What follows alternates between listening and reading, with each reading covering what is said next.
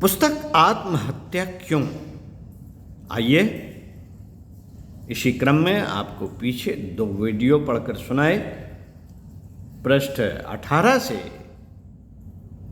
इस संबंध में मनीषी पी साइरस ने लिखा है। आइए सुनते हैं। महान मनीषी पी साइरस ने लिखा है, अच्छा स्वास्थ्य और अच्छी समझ। अच्छा स्वास्थ्य और अच्छी समझ जीवन के 2 वरदान हैं। स्वास्थ्य का अच्छी समझ से बड़ा सीधा सा संबंध है। एक अंग्रेजी कहावत है, स्वस्थ दिमाग स्वस्थ शरीर में होता है। जिसकी शारीरिक स्थिति अच्छी न होगी, उसका मस्तिष्क, उसके विचार व समझ कदापि परिपक्व न होंगे। व्यक्तित्व की परख स्वास्थ्य के अच्छे अथवा खराब होने से ही की जाती है।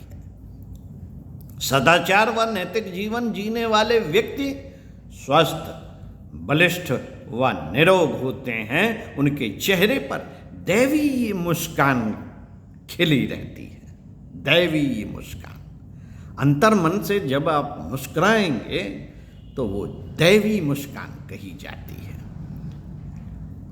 ऐसे व्यक्तियों में कुछ ऐसा आकर्षण होता है कि हर कोई उनसे बात करके मित्रता बढ़ाने और सदैव मिलते जुलते रहने के लिए लालायित रहता है।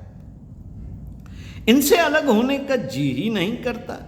स्वस्थ व्यक्ति में प्राण शक्ति होती है, इसी से लोग उसकी ओर आकर्षित बने रहते हैं।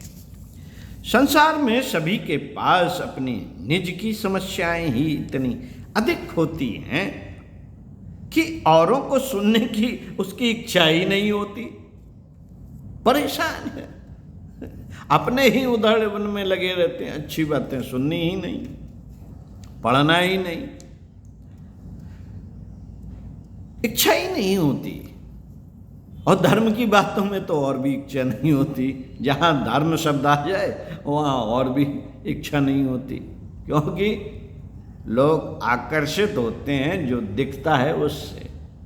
कहते हैं जो दिखता है सो बिकता है। दूसरों से मिलने, प्रसन्नता प्राप्त करने का ही भाव अधिक रहता है। जो बेचारा स्वयं खींचा हुआ, प्रसन्न, अस्वस्थ एवं चिंतित रहता है, वह औरों को क्या तो प्रसन्नता देगा, क्या किसी को अपनी ओर आकर्षित कर सकेगा। कहते हैं कि लोग निर्धन व्यक्ति का साथ नहीं देते। किन्हीं परिस्थितियों में संभव है कि अधिक आत्मीय व्यक्ति, सच्चे मित्र धनामा भाव में भी संबंधों का निर्वाह करते दिखाई दे जाते हो, किंतु दुर्बल व्यक्ति, रुग्ण पुरुष से तो सभी आंखें छिपाते और कतराते रहते हैं। उनसे कुछ लाभ उठाने की बात तो कभी सोच भी नहीं सकते। वे वास्तव में कभी किसी का उपकार नहीं कर सकते। ऐसे व्यक्ति समाज व राष्ट्र के अभिशाप ही माना जाना चाहिए। साथियों, साहसहीनता और कायरता के कारण शक्तिहीन को दब्बू जीवन बिताने के लिए विवश होना पड़ता है। कमजोर का कोई साथी बनने को तैयार नहीं होता। कमजोर का कोई साथी बनने को तैयार नहीं होता। यहां तक कि निर्बलता से अभिशप्त मनुष्य को परमात्मा तक भुला देता है। शक्तिहीनता संसार में बहुत बड़ा दुखदायक पाप है। फिर चाहे वह शारीरिक, मानसिक अथवा बौद्धिक किसी प्रकार की भी क्यों ना हो। स्वस्थ और शक्ति ही सुख शांति के आधार एवं स्तंभ हैं। इनका अभाव न जाने कितनी तरह की कटुताएं और कुंठाएं जीवन में पैदा कर देता है। जीवन का समुचित विकास, शरीर हष्टपुष्ट हो, हृदय उदार हो, मन प्रसन्न और बुद्धि निर्विकार हो, तभी संभव हो सकता है। अस्त व्यस्त शारीरिक अवस्था जीवन गति से कोई प्रयोजन सिद्ध नहीं हो सकता। सुख दुख के अनुभव का केंद्र मन ही है। मन मलिन है, खिन्न और दुखी है तो शरीर के स्वस्थ होते हुए भी मनुष्य मुर्दे की तरह भावहीन, रसहीन और निष्क्रिय जैसा बना रहेगा। न कुछ काम करते अच्छा लगेगा और न किसी से बात करते। मन के अस्वस्थ होने पर सुख के अवसर भी दुखमय प्रतीत होने लगते हैं। मानसिक रूप से दुख की दशा में भी क्षुधा तथा निद्रा का ह्रास हो जाता है। अतएव सुख और प्रसन्नता के लिए मानसिक स्वास्थ्य की भी बड़ी आवश्यकता है। इसके अभाव में मनुष्य को दुख भोगने के सिवा और कुछ नहीं रह जाता। काम, क्रोध, ईर्ष्या, द्वेष, निराशा, निरुत्साह, अशांति और असंतोष, चिंता, क्षोभ तथा व्यग्रता आदि से मुक्ति ही मानसिक आरोग्य है।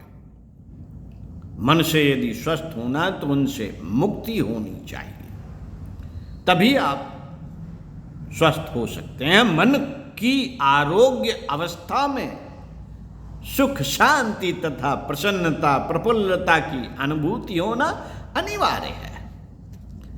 कभी कभी आपत्तियां आकर मनुष्य की प्रसन्नता नष्ट कर डालती हैं। बहुत से व्यक्ति इस प्रकार की आपत्ति आने पर धैर्य छोड़ देते हैं। ऐसा कदापि न कीजिए, ऐसा कदापि न कीजिए। दुनिया में सभी के ऊपर आपत्तियां आया करती हैं और आकर निकल जाती हैं।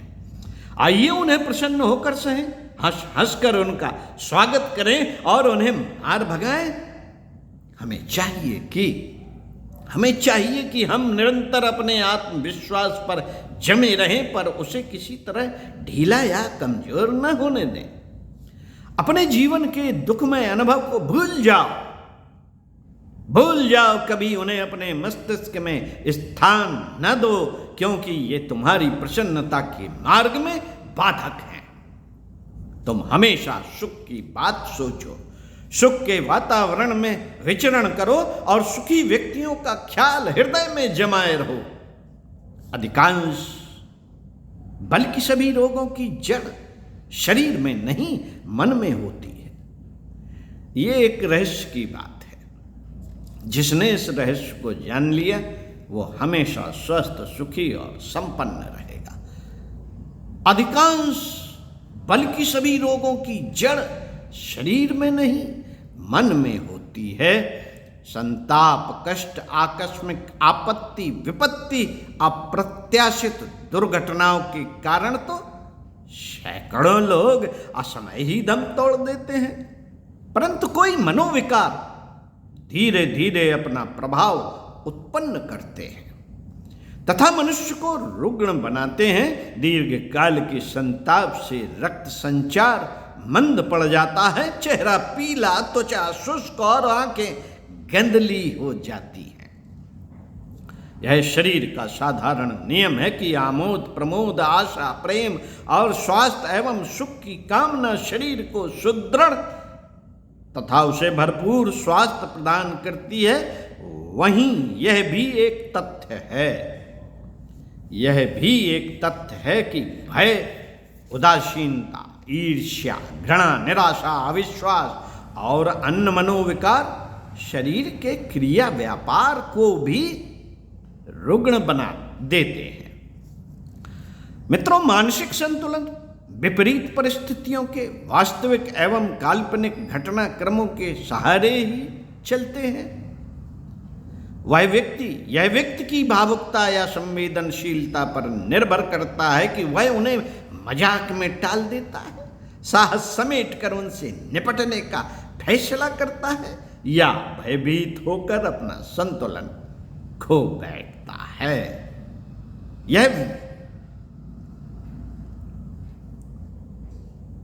यदि व्यक्ति डरपोक प्रकृति का है और कई और अति भावुक है तो उसके लिए छोटी घटना भी बहुत बड़ी हो सकती है और नन्ही सी अशुभ कल्पना से भी तिलमिलाकर उद्विग्न हो सकता है। इस प्रकार परिस्थितियों के आघात सर्वप्रथम और संपूर्ण रूप से मानसिक संस्थान को प्रभावित करते हैं। ज्वर, सिर दर्द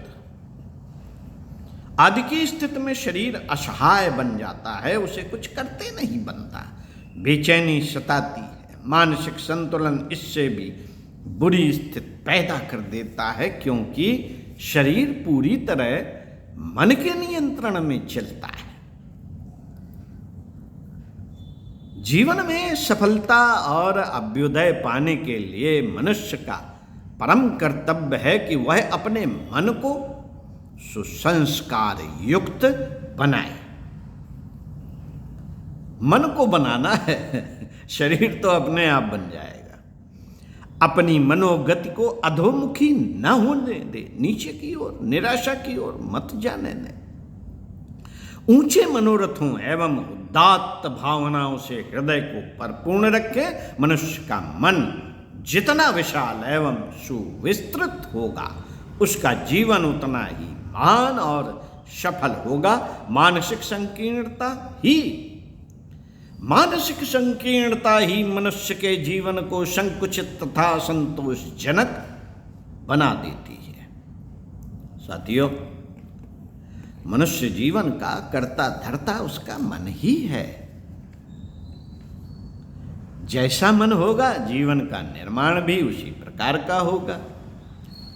मन को मनुष्य जीवन का साँचा ही समझना चाहिए और जीवन को मन का दर्पण। यह साँचा जितना ही सुंदर, सुगढ़ और परिपूर्ण होगा, मनुष्य का जीवन भी उसमें ढलकर उतना ही सुंदर, सुगढ़ और पूर्ण बन जाएगा। मित्रों, सुख शांति की उपलब्धि किन्हीं बाहरी साधनों तथा उपकरणों में नहीं होती। सुख शांति का निवास मनुष्य की मानसिक वृत्तियों में ही होता है। जिसके हृदय की वृत्ति प्रसन्न है, प्रफुल्ल तथा प्रमोदमयी है, उसे बात बात में हर्ष और प्रसन्नता की ही उपलब्धि होगी। और जिसका मन विषादी, प्रमादी और असंतुष्ट है, उसे जलन, घुटन, असंतोष तथा कुंठाओं की विभीषिका में पड़ना पड़ेगा।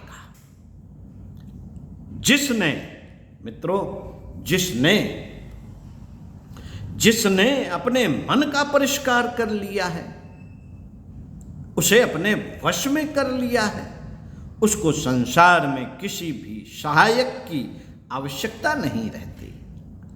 फिर वो अपो दीपो भव खुद बन जाता है, खुद वो प्रकाश का पुंज बन जाता है। स्वाधीन मन मनुष्य का सबसे बड़ा और सच्चा सहायक होता है। मन का परिमार्जन स्वयं ही एक बहुत बड़ा तप है। इसी के लिए तमाम योगी, ऋषि, मुनि तपस्या करते हैं, एकांत में जाते हैं, मन को साधने की क्रियाएं करते हैं, ध्यान करते हैं, जप करते हैं, तप करते हैं, यज्ञ करते हैं वगैरह वगैरह। अगर आपने बिना इनके मन को साध लिया और उसको परिमार्जन कर लिया तो आप समझदार हैं। समझदार बनिए ना, स्वाध्याय करिए ना। ये भी एक मन की साधना है। अच्छी बातों को सुनना, पढ़ना, समझना और लोगों को विचार क्रांति के तहत उसे शेयर करना, बढ़ाना, सुनाना आदि, यह भी मन के परिमार्जन का एक बहुत बड़ा तप आप घर बैठे कर सकते हैं। चिंता, भय, क्रोध, आशंका, कुकल्पना जैसी सनक में अधिकांश कुकल्पनाएं ही काम करती रहती हैं। निराशा, हीनता, दीनता जैसी प्रवृत्तियां भी मनुष्य को अपंग बनाती हैं। इनसे बचना आत्मशिक्षण पर अवलंबित है। जिस प्रकार दूसरों को कुमार्ग गमन से रोका जाता है, उसी प्रकार अपने संबंध में अधिक सतर्कता और जागरूकता बरतने की आवश्यकता है। मस्तिष्क को सदा रचनात्मक कामों में लगाए रहा जाए। इसी आधार पर प्रस्तुत विपत्तियां भी टलती हैं और प्रगति के लिए उपयुक्त राह भी मिलती है। अवांछनीयताओं को निरस्त करने के लिए रचनात्मक दूरगामी परिणाम उत्पन्न करने वाले उपाय ही अपनाने चाहिए। मात्र कमर कसकर लड़ने पर उतारू हो जाना ही परास्त करने का उपाय नहीं है। साथियों, आमतौर से मनुष्य को अपनी भूलें दिखाई नहीं पड़ती। दूसरों के दोष वह आसानी से खोज सकता है, पर अपनी कमियों को वह सदा उपेक्षा करता है। उपेक्षा करता है हम कहाँ चूक रहे हैं, यह जानने के लिए आत्मनिरीक्षण एवं आत्मचिंतन की प्रवृत्ति जागृत करनी चाहिए। दोष दर्शन एवं आलोचना करने की कुशलता को यदि अपने ऊपर मनुष्य प्रयुक्त करने लगे, अपने ऊपर प्रयुक्त करने लगे तो कल्याण के सभी अवरुद्ध मार्ग खुल सकते हैं। अपनी भूलों को समझने और सुधारने के लिए जो प्रयत्नशील हैं, उसे देर तक दुर्वस्था से घिरा नहीं रहना पड़ सकता। यह सिद्धांत जीवन के हर क्षेत्र में लागू होता है। लोग परिस्थितियों को सुधारना चाहते हैं, इच्छानुकूल लाभ एवं अवसर उपलब्ध करना चाहते हैं, पर इसके योग्य अपने आप को बनाने का प्रयत्न नहीं करते। अतः आवश्यक है साथियों, अतः आवश्यक है कि चिंता, निराशा, असफलताओं को भूलने का स्वभाव बनाएं। मन का स्वास्थ्य ही शरीर का स्वास्थ्य है। मन स्वस्थ है तो शरीर अपने आप स्वस्थ बना रहेगा। दीर्घ जीवन, आत्मविश्वास तथा आनंद प्राप्त के लिए आवश्यक है कि अपने को मानसिक रोगों से मुक्त रखा जाए। जो नहीं रख पाता वो आत्महत्या की ओर बढ़ता है और अपना जीवन नष्ट करता है। तो साथियों, आपको आत्महत्या क्यों के संबंध में उनके कारणों का विवेचन किया इस पुस्तक के माध्यम से। आत्महत्या क्यों, लेखक पंडित श्री राम शर्मा आचार्य। अपने आप को व्यस्त रखें, स्वस्थ रखें, समझदारी, ईमानदारी, जिम्मेदारी, बहादुरी को अपने जीवन का एक अविच्छिन्न अंग बनाएं और स्वाध्याय सत्संग करते रहें। ओम शांति। प्रणाम।